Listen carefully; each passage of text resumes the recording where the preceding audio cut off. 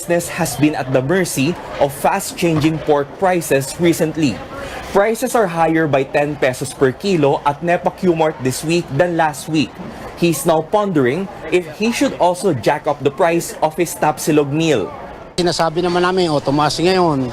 Pag mababa din naman talaga ang presyo namin. Pag tumaas talaga ng 40 pesos, nag-up kami ng 5 pesos din. Pork retailer Tony Goto says the unsteady supply of pork may be causing the unstable prices. Frozen kasim at 240 pesos per kilo, frozen pork chop at 210, and frozen liempo at 290. Fresh meat is more expensive. The reason why Gotos, unlike before, has decided to sell frozen meat. Mas gusto nila ng sariwa. Ngayon sa mahal ng bilihin, gusto mo pa bang bumili ng sariwa? Syempre kung pwede na yung frozen, edi sa frozen ka na. In the case of beef, one seller says prices are also higher due to recent increases in gasoline prices, making the transport of cuts from the slaughterhouse to the wet market more expensive. From 290 in December last year, a kilo of beef now ranges from 300 to 320 pesos per kilo. And there is no shortage of customers. Siyempre, tumatawad kasi mahirap yung buhay. Despite what's happening on the ground, Finance Secretary Sonny Dominguez denies there's a shortage of commodities. He says it's the anticipation of shortages that are driving up prices. Inflation, or the rate in rise of prices of goods, just jumped from 3 to 4% for March. Government statisticians are blaming the higher oil prices to the Ukraine-Russia war. The management of the supply is well within our mandate and well within our capability of doing it. The price of chicken, meanwhile, went down by 10 pesos from last week. But sales are also down, and retailer Maricel De Vera is clueless as to why, although there are bird flu outbreaks in some areas in the country. Hirap pa rin, hindi pa masyadong bumabalik yung dati. Fish prices are more stable, but sellers are also expecting these to go up during the Holy Week. For vegetables, the prices of carrots, ampalaya, and cucumbers are up, while that of cabbage, onions, and sayote are down. Rex Remitio, CNN Philippines. Up ahead, the fuel subsidy rollout will soon be back on track as COMELEC exempts the program from the election spending ban. And some senators thumbing down Health Secretary Francisco Duque's push for legislation that would make COVID-19 vaccination mandatory. Details next.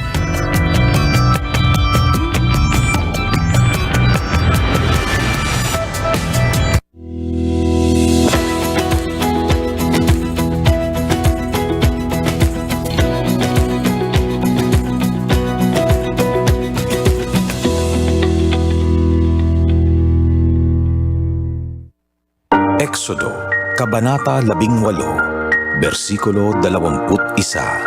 Ngunit pumili ka ng mga taong may kakayahan, may takot sa Diyos, mapagkakatiwalaan, at di masusuhulan. Gawin mo silang tagapangasiwa sa libo-libo, daan-daan, 5-50, at 10-10. Ang mabuting balita ay hatid sa inyo ng MX3. Sa dami ng taong nakalipas, salamat dahil hindi niyo kami iniwan.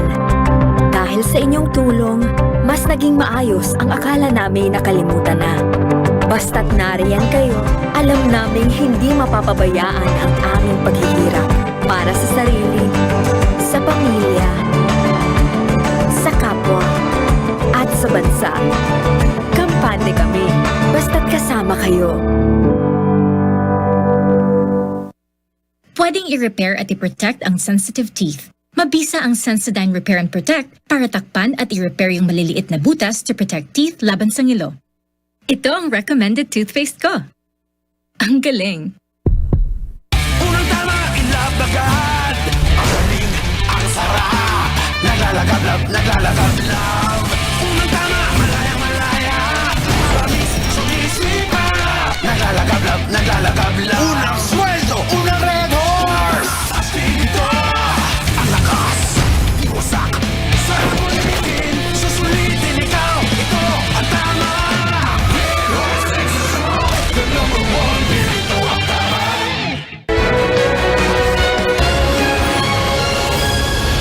Welcome back to CNN Philippines. Good news for PUV drivers. The distribution of fuel subsidy can resume soon, even amid the election ban on public spending. Amor Santos joins us live. Amor?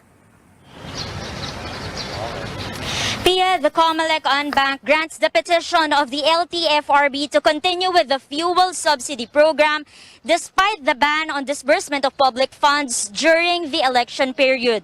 COMELEC Commissioner George Garcia says the transport regulator only has to wait for the poll body's formal resolution. He says it may be released tomorrow or Friday at the latest and will contain strict conditions the LTFRB has to comply with. Kahit paano, this is now a notice to the LTFRB and to the different departments that you can now prepare the plan on how to properly implement the fuel subsidy. Huwag na po kayong mag-alala, lalo na po yung mga drivers natin, mga farmers, lalo na rin po yung mga tricycle drivers natin. Approve na po yan. The COMELEC wants details on the distribution of the fuel subsidy, including the list of beneficiaries. More than half of the targeted beneficiaries were left waiting after the LTFRB suspended payouts last March 25. Over 100,000 jeepney and bus drivers have received 6,500 pesos in their Pantawid Pasada cards, while delivery service riders will get 4,550 pesos. Still, no list of tricycle drivers or the amount they will get. Back to you. Amor, any updates on the elections from COMEX and Bank? Pia, COMELEC Commissioner Marlon Casquejo also announces that the ANBank has suspended the overseas absentee voting in Shanghai due to its COVID-19 lockdown. There are 1,600 registered voters there, and the poll body may also do the same in several other areas like Ukraine, and some 127 voters may be affected. The COMELEC also announced the creation of a task force contra fake news to go after individuals spreading disinformation. And while the COMELEC has finished the printing of 67 million ballots, more than 224,000 were found to be defective and will be subject to reprinting. Back to you. Amor Santos there reporting live.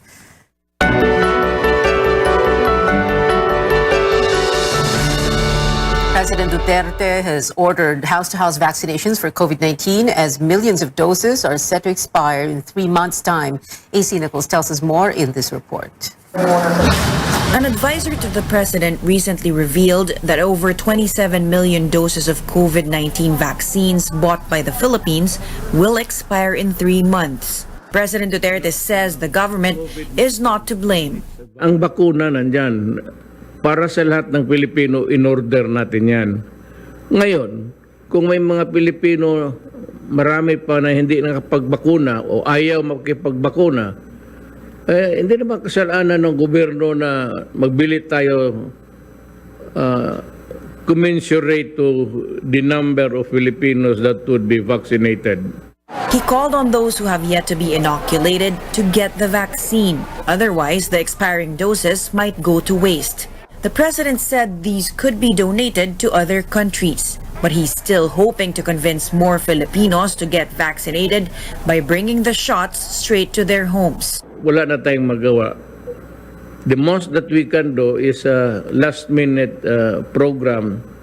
We embarked on a program that would i-deliver natin yung vaccine sa bahay-bahay. Health Chief Francisco Duque has assured the president the vaccines will not go to waste. He said the country's vaccine waste could be donated to other countries, but he's still hoping to convince more Filipinos to get vaccinated by bringing the shots straight to their homes. Wala na tayong magawa. The most that we can do is a last-minute program. We embarked on a program that would i-deliver natin yung vaccine sa bahay-bahay. Health Chief Francisco Duque has assured the president the vaccines will not go to waste. He said the country's vaccine wastage is just over 1%, far below the 10% indicative wastage rate used by the World Health Organization. Yung po sinasabi nilang 25 to 27 million na mag-expire by July, ang tawag po natin dyan yung theoretical expiration. Hindi pa po ito expired kasi July pa yan. Magagamit pa rin po natin yan. The secretary said most of these doses were donated or bought by either the private sector or LGUs. At the same time, he recognized that authorities need to work harder to get more Filipinos inoculated against the coronavirus. Duque said national and local candidates can help by encouraging their supporters to get vaccinated. Dahil sila naman mga influencers sa kanila pong mga komunidad, maganda ikampanya din nila yung bakuna, Mr. President, para talaga whole of nation and whole of government approach tayo. According to government data, over 66 million have already been fully vaccinated. That's around 73% of the target population. But the coverage for booster shots remain low at 12.2 million. AC Nichols, CNN Philippines. Duque also wants Congress to push for legislation that would make COVID-19 vaccination mandatory. We would welcome, Mr. President, if the Senate or Congress will, if they can muster that will, political will, to make vaccination and booster mandatory, like in other countries, no? Pero alam ko po, this is going to be very controversial. Pero sana naman po ay intindihin nila na tayo po ay nagbumili ng mga bakuna. Tama po kayo, Mr. President, para maproteksyonan ang publiko, ang ating po mga kababayan.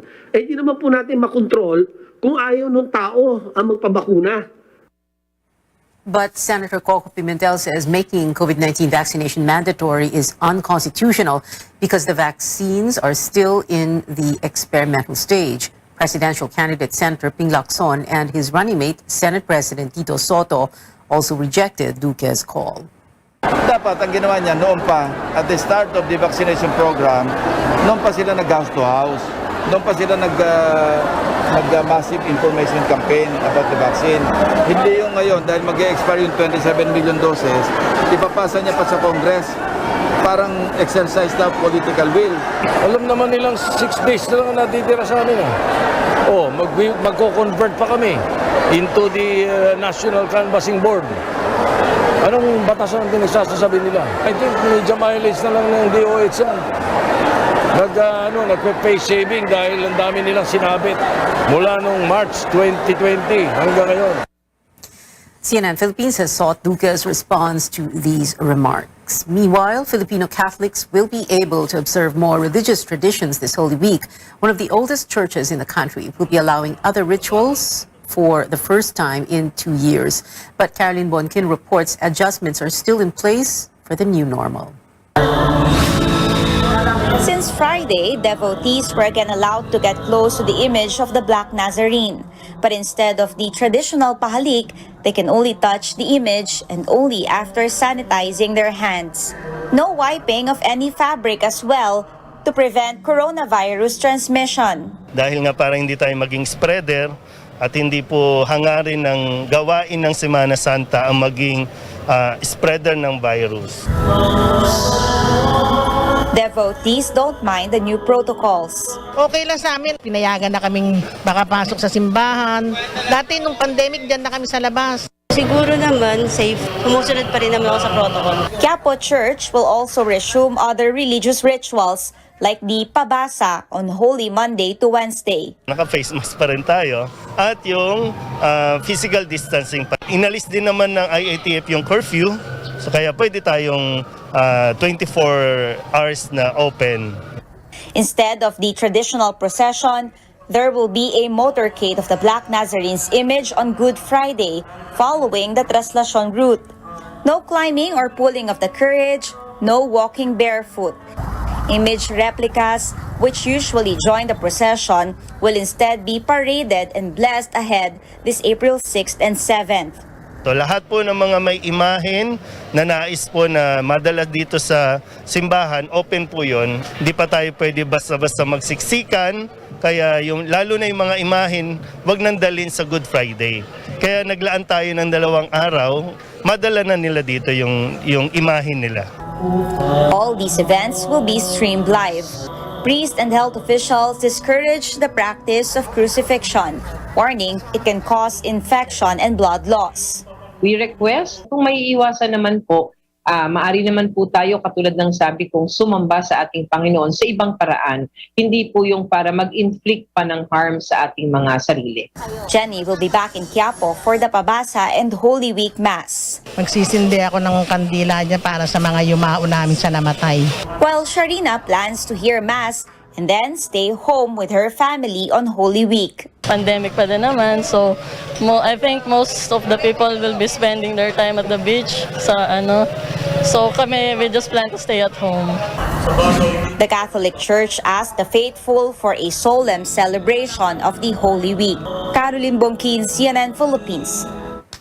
A Catholic school that's been around for more than 100 years is closing its doors. The College of the Holy Spirit in Manila says it is shutting down because of financial constraints that were worsened by the COVID-19 pandemic. Stanley Gaheta has more. Alumni Victoria and Cora pay a visit to their alma mater one last time. While at the Commerce Building, they viewed the stained glass art piece by national artist Fernando Amorsolo while reminiscing about happy memories. We were having fun kasi wala masyadong classes. So mostly half day. But during the morning, talagang tight security, we cannot go out. We're always hopeful and we believe that God has a better plan for everything.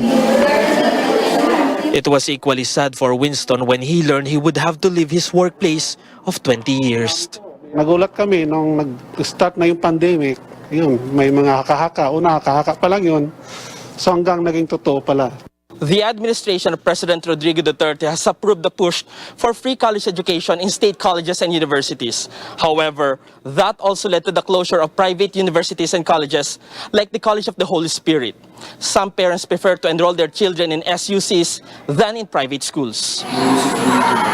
The COVID-19 lockdown saw sharp declines in the number of enrollees, making it difficult for the learning institution to survive serious financial losses. They tried their best. In fact, we formed a management corporation to try to, save the school for part. But then, I guess the Holy Spirit had other plans. Some of the Holy Spirit's notable alumni include award-winning journalist Sheila Coronel, peace negotiator Miriam Coronel Ferrer, former Security and Exchange Commissioner Teresita Herbosa, Eugenia Apostol of the Philippine Daily Inquirer, and investigative journalist Buma Cruz, to name a few. The school's last batch, comprising some 30 students, will attend the final graduation rites on April 20th. Malungkot kasi parang wala ka nang babalikan in the future na parang gagraduate ka na nga pero wala kang mabibisita ng school. According to alumni, the missionary of Sister Servants of the Holy Spirit intend to sell the school, but there's no prospective buyer yet. For now, the nuns will continue their mission to help poor communities outside the metro. Sure might not be here, but the Spirit lives on. It lives on in every heart of every alumni that was raised here. Stanley Gaete, CNN Philippines. Still ahead on News 9, more Filipinos have made it to Forbes billionaires list, but there's little change to rankings among the wealthiest Pinoys this year. And the Lakers trended after their devastating elimination from the NBA playoffs. This and more sports updates when we come back.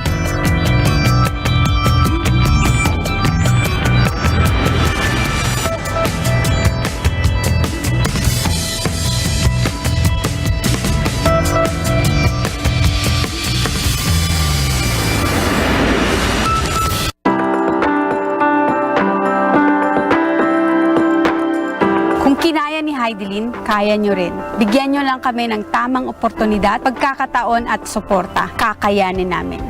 Bilang babae na pagmamanage ng negosyo, syempre, kailangan mong pag-aralan. Alamin mo yung core, kung ano yung hanap buhay mo. Tapos, unti-unti mo siyang i-develop. Being a Filipina here in Japan, kakayanin ko ang mga hirap para sa akin mga pangarap. We the women must stand together, be strong enough to be there in time of need of our Filipino community. Kahit isang single mom, naniniwala akong kayang-kaya kong itaguyod ang aking pamilya. Kailangan lang magsikap at mamili ng tamang kaagapay sa negosyo upang umunlad. Masaya ako na natutulungan ko ang maraming kababaihan na mapataas yung self-confidence nila dahil sa araw-araw na hamon ng buhay, kailangan natin maganda pa rin tayo. Powerful pa rin talaga yung beauty natin. Kung kaya ng isang Pilipina na kagaya ko na maabot ang aking mga pangarap, alam ko, kakayan. Basta't samahan niyo lang ng determinasyon at pagmamahal sa bawat gagawin niyo araw-araw. I am a teacher and I can extend myself in order to reach out to the learners to become the best version of themselves and create an impact that will not be just for a moment but rather for a lifetime. Kayang-kaya nyo yan. Basta may pangarap kayo sa buhay at syempre, you have to work hard para kayanin. Surround yourself with people na mapagkakatiwalaan nyo, na tutulungan kayong ma-achieve yung pangarap nyo sa buhay.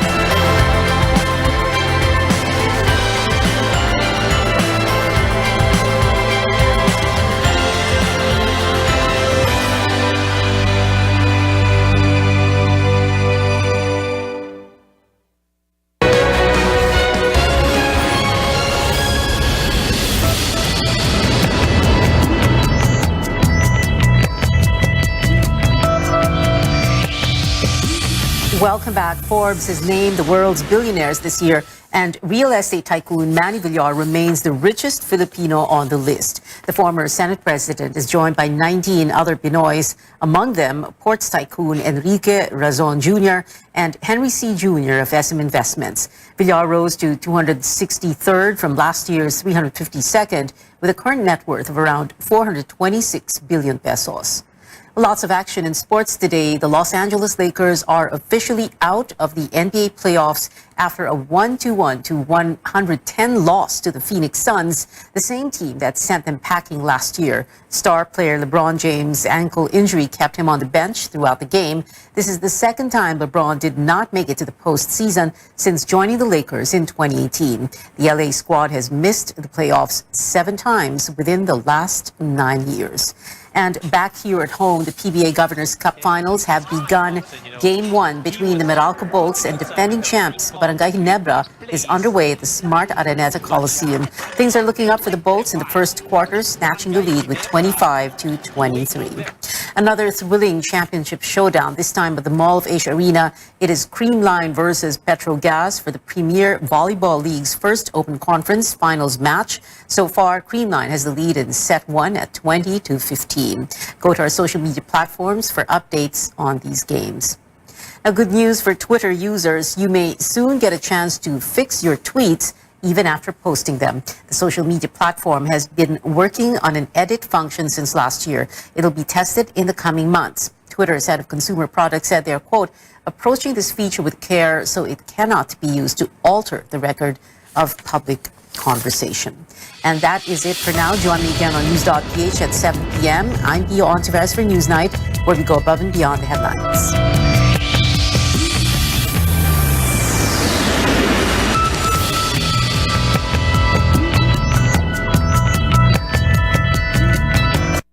This program is brought to you by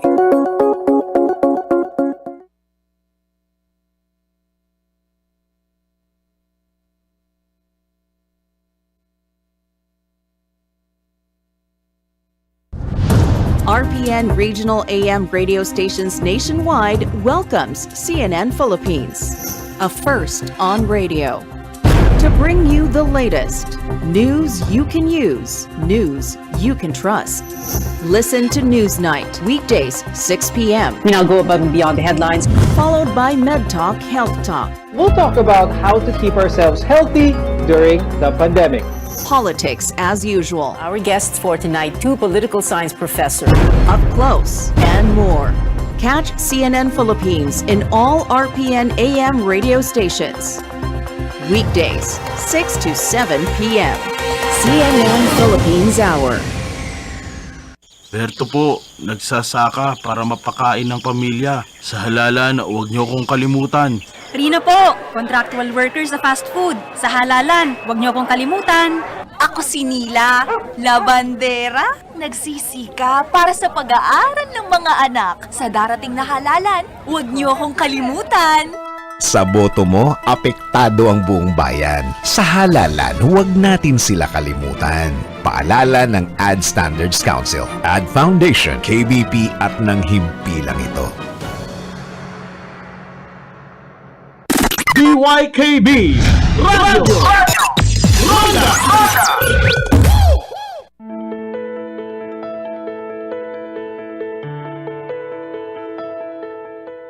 Women today wear different hats, which comes with different responsibilities. So as we celebrate National Women's Month, we'll take a closer look at ways we can understand the health issues every woman should be aware of and the best self-care tips for women today. I'm Dr. Freddy Gomez, and welcome to MedTalk Health Talk on CNN Philippines.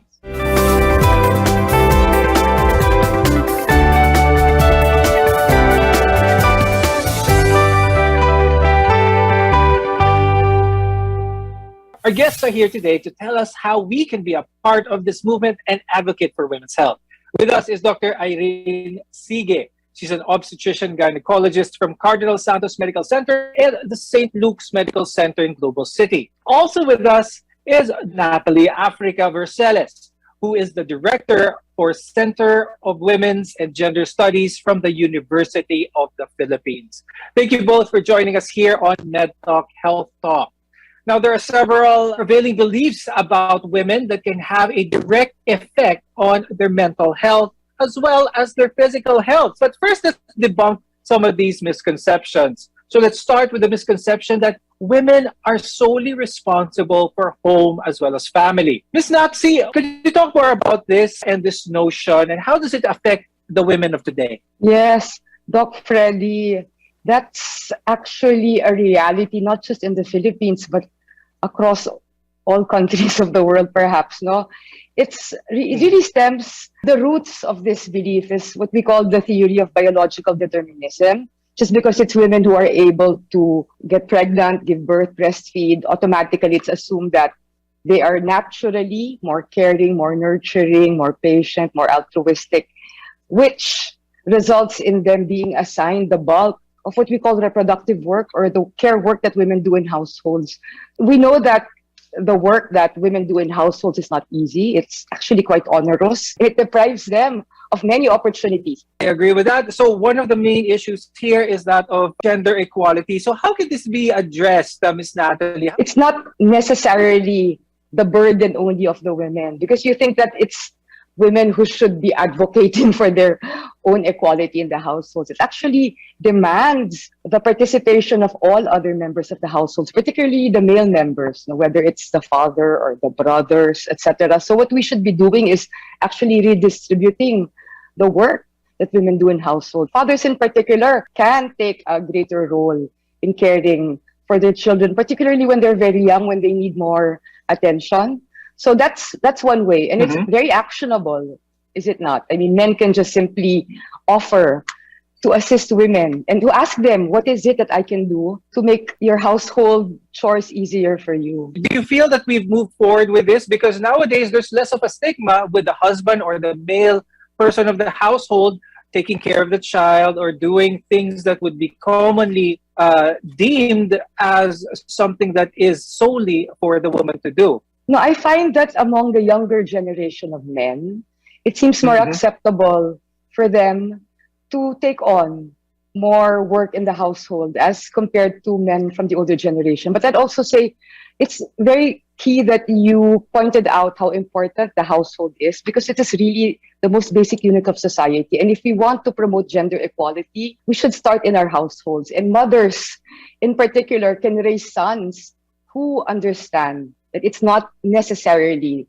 solely the task of women to do all the work that's necessary to maintain households. Along these lines, we'll also be talking about some health issues that women should also be aware of. Dr. Irene, what are some of the top 5 health issues that you think women here in the Philippines should be really aware about? Right now, we are encouraging more on preventive medicine rather than curative medicine. The common ones like diabetes mellitus, hypertension, obesity, some sexually transmitted illnesses, breast cancer, among others, and also mental health issues. Those are very important ones, and we'll be discussing them in further detail as we go on in the program. Ms. Natsi, let's talk about the landscape where women are, especially here in the Philippines. What can you say about that?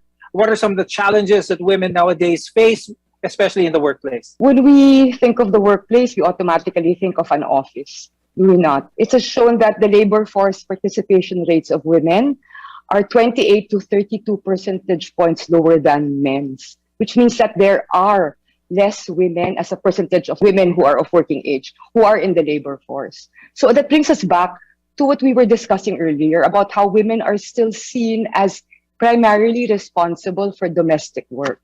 Dr. Irene, talking about pregnancy and maternity, especially in the workplace, is there a certain time where it is deemed safe for her to continue to be working, or should she be resting at a certain point, awaiting the birth of a child? As we always recommend, having children or getting pregnant should be a plan ahead so that the mommy can prepare herself physically, psychologically, mentally for the pregnancy. So actually, pregnancy is not a disease. It's a physiologic role of a woman. So when she's planning to have children early on, she should be already consulting her doctor so that her pregnancy will be less complicated. The woman can actually work until the term pregnancy as long as she's considered low risk. However, if during the prenatal course, there's comorbidities like diabetes, hypertension, obesity, which will be determined in the prenatal checkups, appropriate recommendation on when to do bed rest, when can they go back to work, will be recommended by their OB-gynecologist. So the emphasis is on proper preparation before pregnancy, during pregnancy, and after delivery. That is definitely an important factor, especially for first-time mothers. Now, National Women's Month is a time to celebrate women's achievements, but it's also a time to raise awareness on issues unique to them. There are several health issues that impact women differently than men. When we return, we'll talk about these health concerns and what women can do to manage the risks. You're watching MedTalk Health Talk. We're your partner in health.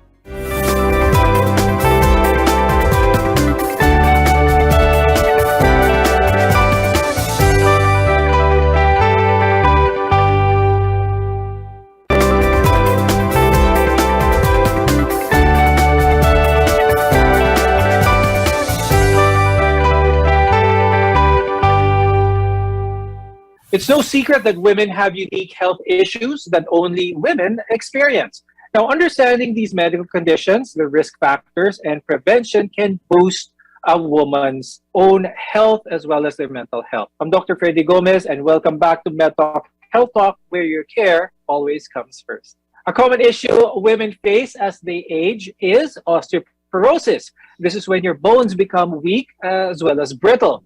Now, postmenopausal women are at higher risk for fractures associated with osteoporosis, and as a result, it can cause back pains, to posture, and even broken bones.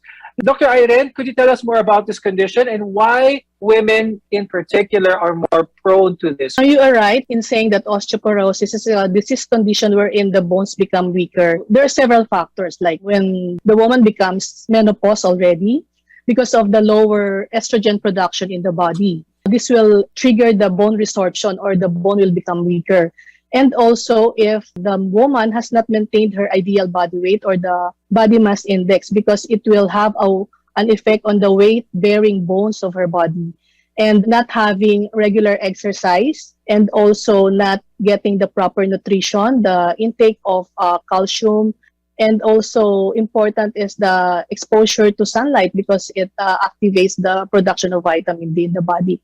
And other medications are also causing osteoporosis. So it's important that they have to consult their family doctor to assess their risk for osteoporosis, especially when they're 50 years old and above. Now, another health issue really prevalent in women nowadays is breast cancer. The data from the health department shows that 3 in every 100 Filipinos will be diagnosed with breast cancer in their lifetime. Women with breast cancer often experience a predictable set of emotional as well as psychological reactions to their diagnosis. Ms. Nazi, what are some ways that women can deal with the anxiety and stress of worrying about a diagnosis of having breast cancer? It's so important to have a support system because it's not something that you have to go through alone. And I find that women usually rely on very close family members or friends to help them through it. Because I think when you go through a devastating diagnosis and you're facing a threat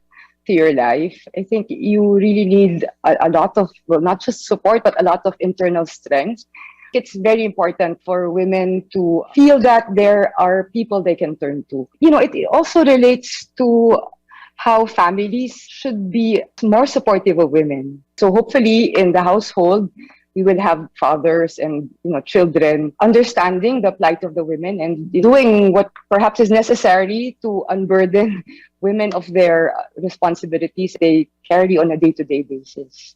One of the leading causes for depression for those with breast cancer is they claim that they lose part of their womanhood when they undergo surgical operations that need to remove that cancer. How can we uplift women who may feel depressed because of the need to remove certain parts of their body? Yeah, that's a very interesting question that relates really to the larger issue of how society objectifies women and sees women principally on the basis of their appearance. So for women to internalize that and lose what they feel is an integral part of their being is also devastating. As a culture, stop prioritizing beauty, start valorizing what is not considered as essential. People are more than their appearance. So for women to realize that a breast is just a body part, and it does not take away from who and what they really are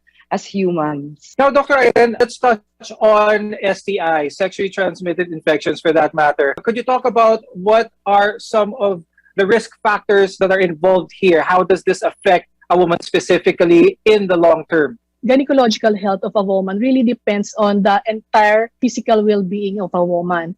So to avoid sexually transmitted illnesses, of course, we emphasize on monogamy or monogamous relationship because this starts from having sexual intercourse with multiple partners. And there are some protective measures that they can do when engaging in sexual activities with multiple sexual partners, but that should really be discouraged. There's condom or barrier methods and use of oral contraceptive pills.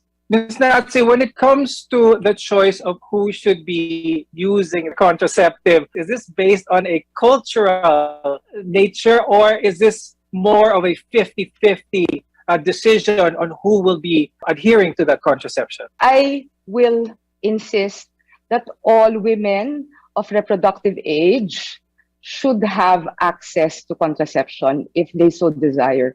Because we want to prevent unintended and unplanned pregnancies, particularly for teenagers. And as Dr. Irene already mentioned, there are also barrier protections because we want to protect them from HIV/AIDS or sexually transmitted infections. Dr. Irene, I want to talk about menopause, how to decrease the symptoms that one may experience when they are approaching menopause or at menopause. The symptoms of menopause are as follows, like you have irritability, hot flashes, osteoporosis. Sometimes there are abnormal bleeding and insomnia. So again, it starts with a healthy lifestyle early on. Even before a woman reaches menopause, they have to be physically active. Again, proper healthy diet, proper physical activity, and you have to consult your OB/GYN for other comorbidities that you have so that this will not aggravate the symptoms of menopause. And there are some high-risk diseases that can set in once you are menopausal. Taking steps to prevent health issues is a great form of self-care. When we return, more self-care tips for women. Your health is our mission here on MedTalk Health Talk.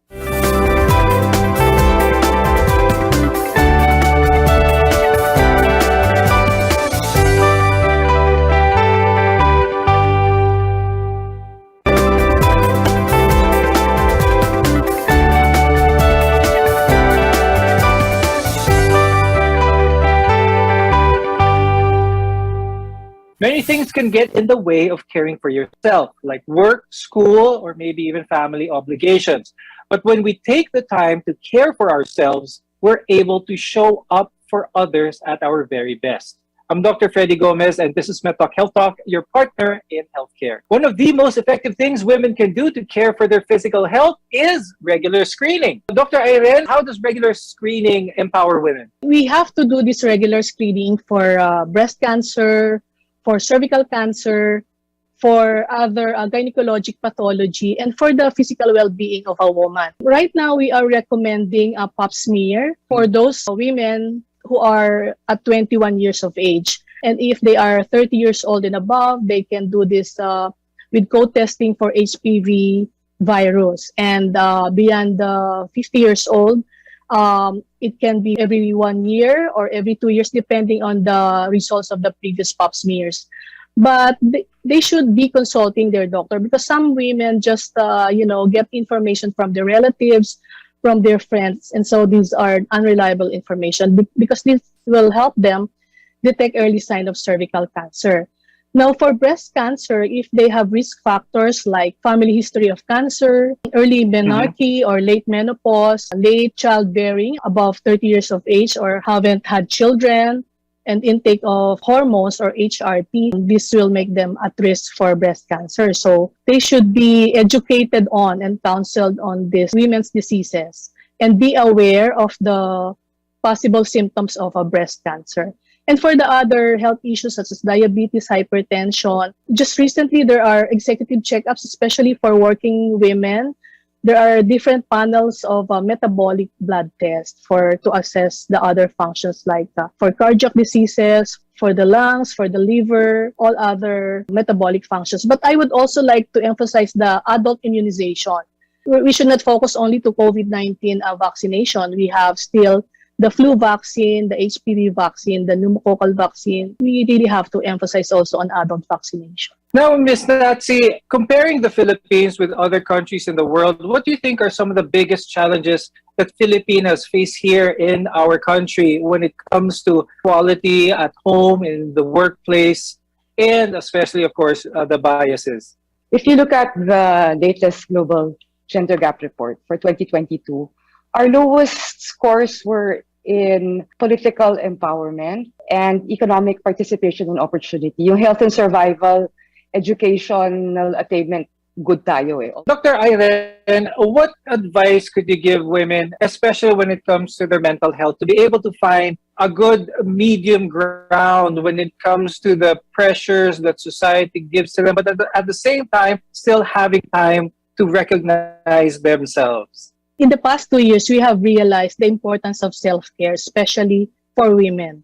So number one thing is for us to enhance our spirituality and sense of gratitude. Secondly, you have to stay positive. You have to declutter your life with issues that are negative, with relationship that does not give you joy, or any endeavors that does not give you joy. It's like decluttering your life. You can do the exercise, yoga, meditation, anything that will relax you and will give you joy. You can go into learn some arts and music. You can play the piano, painting. Approach your physical and well-being holistically. Now, of course, self-care also involves daily practices that make us feel nourished and happy. Ms. Natsi, what are some ways that women can cultivate self-care in their everyday life? I think what's important is the mindset. It's not to feel guilty. Because women tend to feel guilty when they do things for themselves, because they feel so responsible for so many people, in their lives. So start with that, okay? So when you take time off for yourself to do what makes you happy or what gives you pleasure, yung sinasabi nga ni Doc Irene, what gives you joy, then you should see it as something that you owe to yourself because of the work that you do on a regular basis. So we need to make space. It's something that you really need to do for yourself because you want to be able to continue to care for others. And in order to do that, you need to look after yourself. So yeah, find whatever makes you happy, do it, don't feel guilty, and make it a daily practice. But before we go, I'd like to ask Ms. Natsi, if you have any message for all the women out there. I want to greet everyone a happy National Women's Month.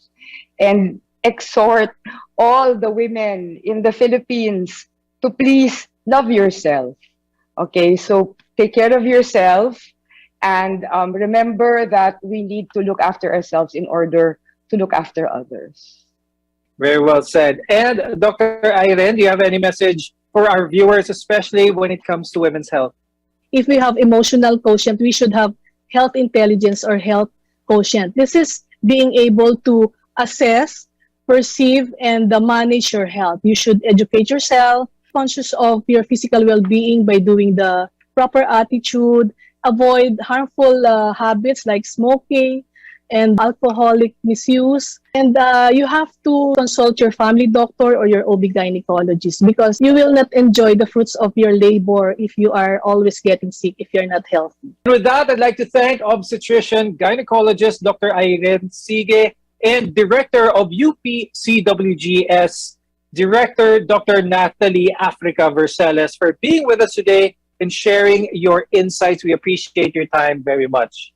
Remember, we all play a role in breaking the bias today. So let's celebrate women's achievement and together forge a gender-equal world. I'm Dr. Freddy Gomez, and thank you for watching MedTalk Health Talk on CNN Philippines. We'll see you again next time.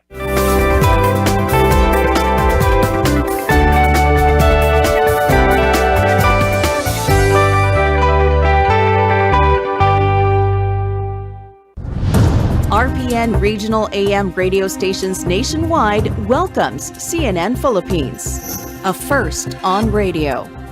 To bring you the latest news you can use, news you can trust.